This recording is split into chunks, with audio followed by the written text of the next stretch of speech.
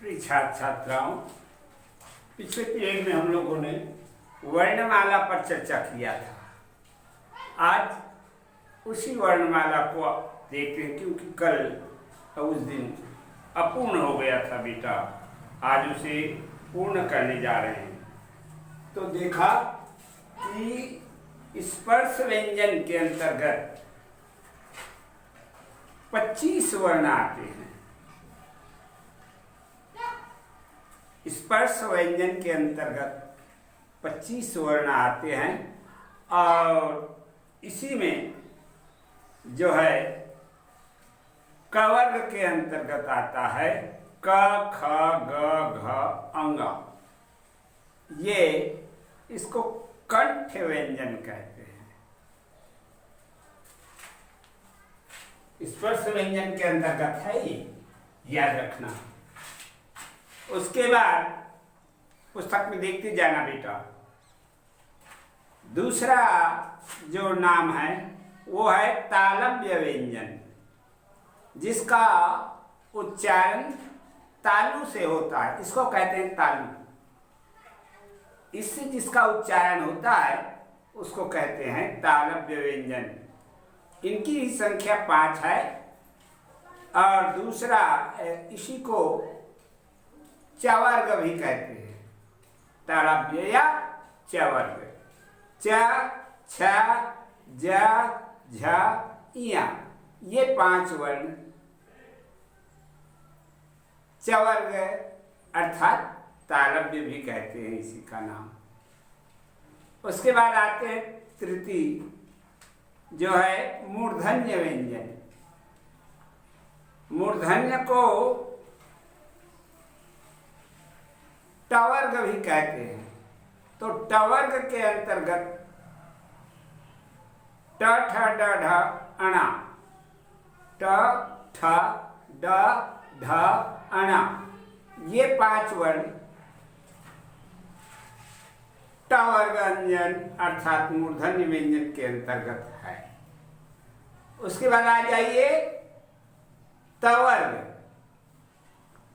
तवर्ग व्यंजन के उच्चारण जो है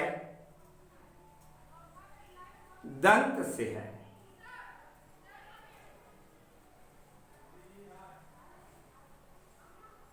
उसका उच्चारण किससे है? दंत से, तवर्ग का। तो इसको कहते हैं बेटा तथदधना। और उसके बाद पंचम है, उसको पवर्ग व्यंजन कहते हैं, जिसमें प, फ, ब, भ, म, इसी को ओष्ठ व्यंजन भी कहते हैं।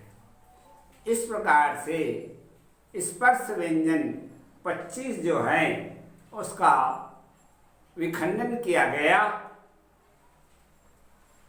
कवर्ग, चवर्ग, टवर्ग, तवर्ग और पवर्ग।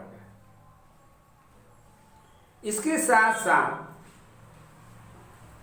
4 वर्ण जो आते हैं वो अंतस्थ व्यंजन कहलाते हैं। 4 वर्ण देखो पुस्तक में दिया हुआ है, य, र, ल और व। ये 4 वर्ण अंतस्थ व्यंजन या ऊष्म व्यंजन कहलाते हैं।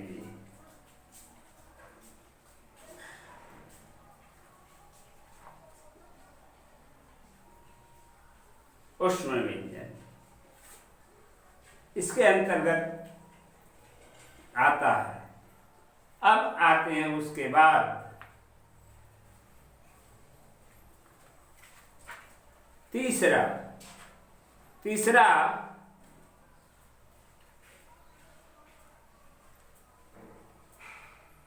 ये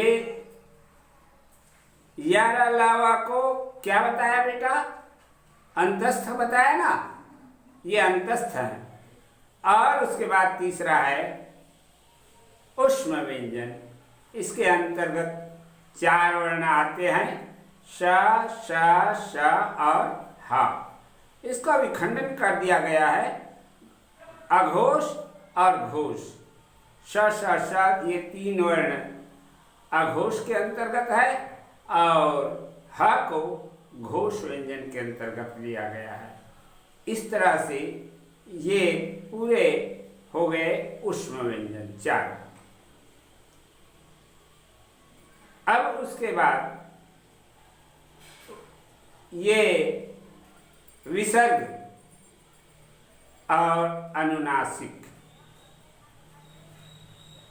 जिसका दूसरे रूप में अनुस्वार भी कहते हैं। अब इसका संकेत नहीं दिया है, तो अनुनासिक का संकेत है बेटा इस तरह से, ये अनुनासिक का संकेत है। और अनुस्वार का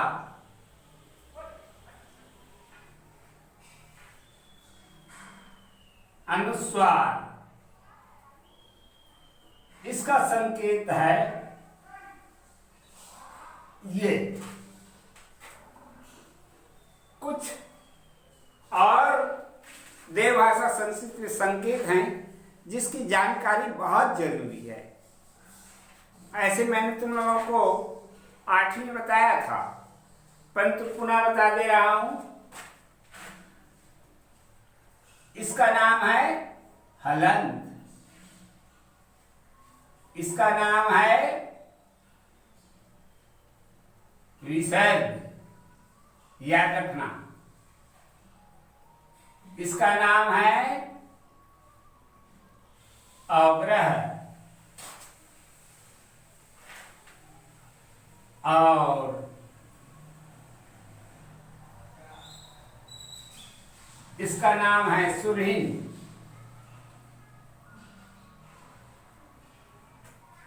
ये इन संकेतों को याद रखना है, विशेष संकेत हैं ये, इनको याद रखना है।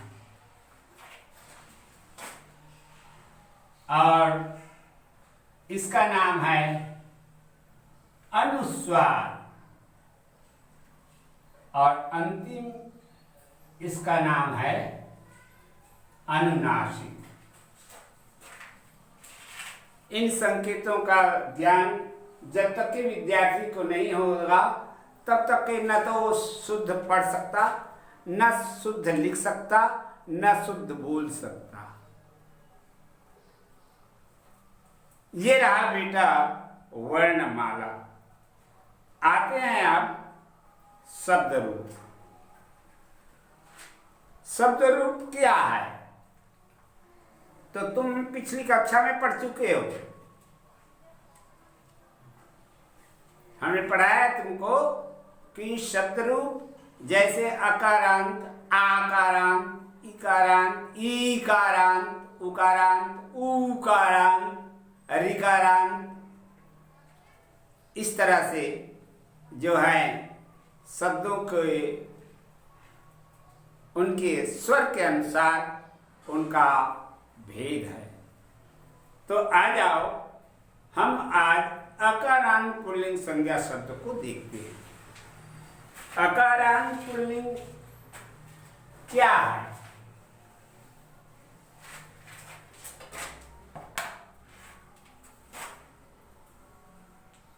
अकारांत पुल्लिंग संज्ञा, इनका नामकरण अकारांत कैसे हो गया? तो इसका नामकरण अकारांत उसके स्वर के अनुसार हो जाता है। जिस वर्ण में जो वह स्वर बैठा है उसी के आधार पर उसका नाम, जैसे आ बैठा है तो अकारांत हो गया, आ बैठा है तो आकारांत हो जाएगा उसका नाम, ई बैठी है तो इकारांत, और बड़े ई यदि बैठी है तो ईकारांत, ऐसा सब बोलोगे। ईकारांत संज्ञा शब्द कहलाएगा। उसी तरह से ऊ यदि बैठा है तो उकारांत, और बड़ा ऊ है तो ऊकारांत। इस तरह से स्वरों के अनुसार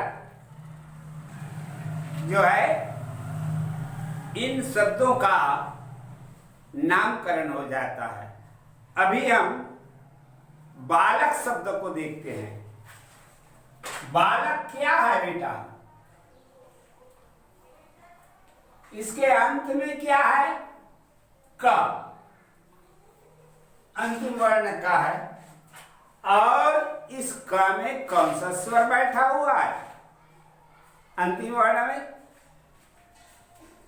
इसमें छोटा आ बैठा हुआ है। याद रखना, ये का और ये का दोनों में अंतर है बेटा। इसका मतलब होगा का बराबर का धन अ, और इस का के बराबर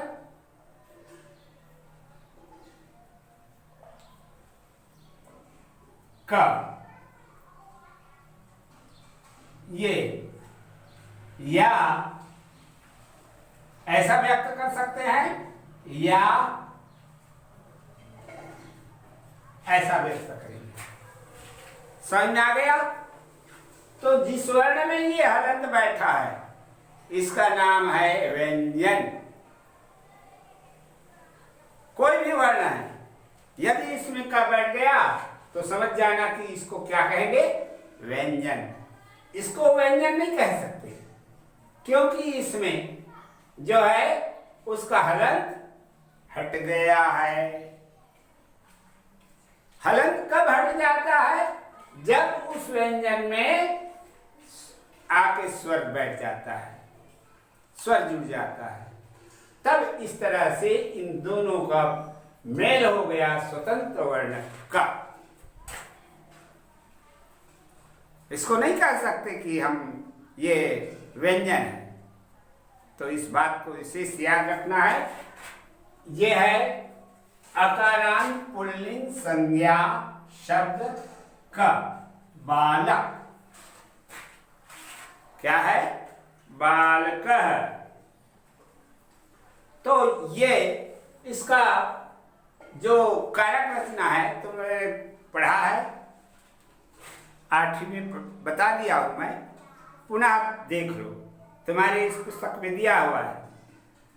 तो कारक रचना के अंतर्गत जानते हो मातृभाषा में 8 कारक होते हैं और हमारे देवभाषा में भी वही 8 कारक माने गए हैं।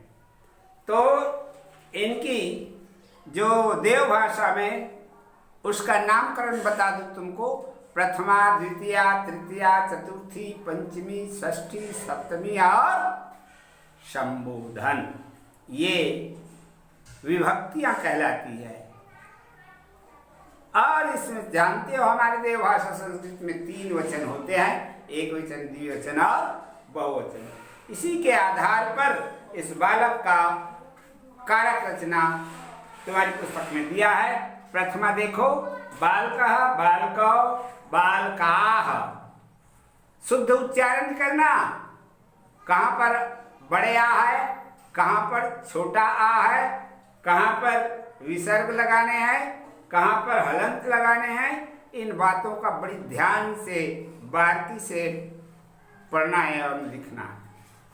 द्वितीय देखो, बालकम, बालकौ, बालकान। बहुत ध्यान से देखना बेटा। बालकम